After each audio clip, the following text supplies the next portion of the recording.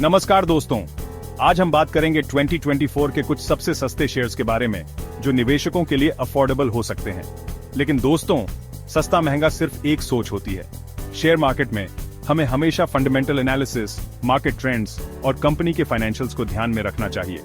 कभी कभी कम कीमत वाले शेयर्स हमें अट्रैक्ट करते हैं क्योंकि हमें लगता है कि उनमें ग्रोथ की ज्यादा संभावनाएं हैं, लेकिन यह जरूरी नहीं है। हमें यह समझना होगा कि कम कीमत का मतलब यह नहीं होता है कि वह शेयर अंडरवैल्यूड है या भविष्य में उसमें तेजी से वृद्धि होगी। इस वीडियो में हम 10 ऐसे शेयर्स के बारे में जानेंगे जो 2024 में सस्ते दामों पर उपलब्ध हैं। हम उनके पिछले प्रदर्शन, फाइनेंशियल्स और भविष्य की संभावनाओं पर एक नजर डालेंगे। ध्यान दें, यह वीडियो सिर्फ जानकारी के लिए है, निवेश सलाह नहीं। रिलायंस पावर, अनिल अंबानी ग्रुप की एक कंपनी, पिछले कुछ सालों से काफी चर्चा में रही है। 17 रुपये 50 पैसे के भाव पर उपलब्ध यह शेयर निवेशकों के लिए आकर्षक लग सकता है, खासकर जब इसका 52 वीक हाई 25 रुपये रहा हो। हालांकि हमें ध्यान रखना होगा कि रिलायंस पावर भारी कर्ज में डूबी हुई है और पिछले कुछ सालों से घाटे में चल रही है। कंपनी के ऊपर कर्ज का बोझ लगभग 30,000 करोड़ रुपए है, जो चिंता का विषय है। विकास लाइफ केयर एलटीडी, एक स्मॉल कैप कंपनी, 4 रुपये 93 पैसे के भाव पर उपलब्ध है। इसका 52 वीक हाई 8 रुपये रहा है, जो दर्शाता है कि इसमें ग्रोथ की संभावनाएं हैं। हालांकि कंपनी का प्रदर्शन पिछले कुछ सालों से निराशाजनक रहा है। इसके फाइनेंशियल्स कमजोर हैं और रेवेन्यू ग्रोथ भी धीमी है।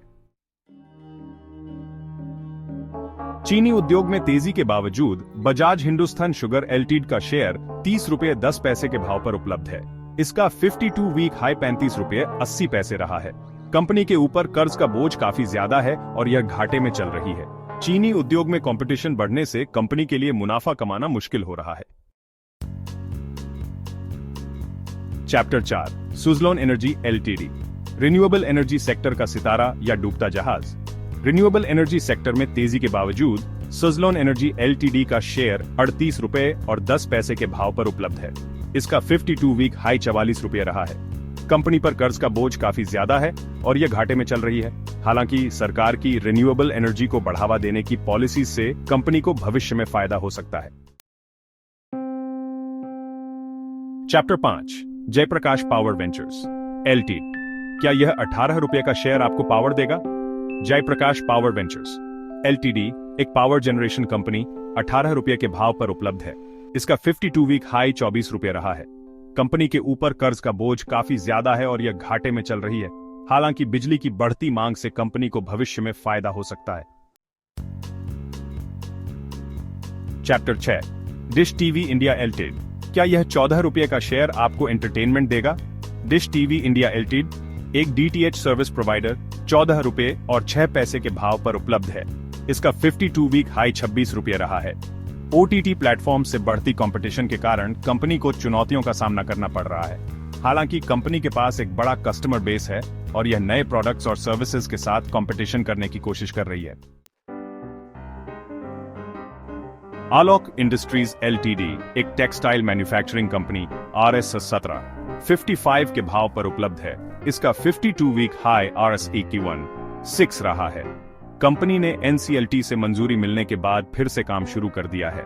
हालांकि यह देखना होगा कि क्या कंपनी अपने पुराने प्रदर्शन को दोहरा पाती है या नहीं।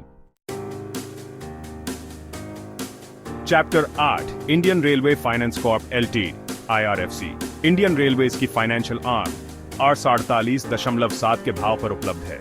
इसका 52 वीक हाई आज 52.7 रहा है। कंपनी का प्रदर्शन स्थिर रहा है और यह इंडियन रेलवेज को लॉन्ग टर्म फंड्स प्रोवाइड करती है। चैप्टर 9, सुबेक्स एलटीडी एक डिजिटल सॉल्यूशंस प्रोवाइडर RS34.1 के भाव पर उपलब्ध है। इसका 52 वीक हाई R47.1 रहा है। कंपनी का प्रदर्शन मिला जुला रहा है। हालांकि डिजिटलाइजेशन के बढ़ते चलन से कंपनी को भविष्य में फायदा हो सकता है।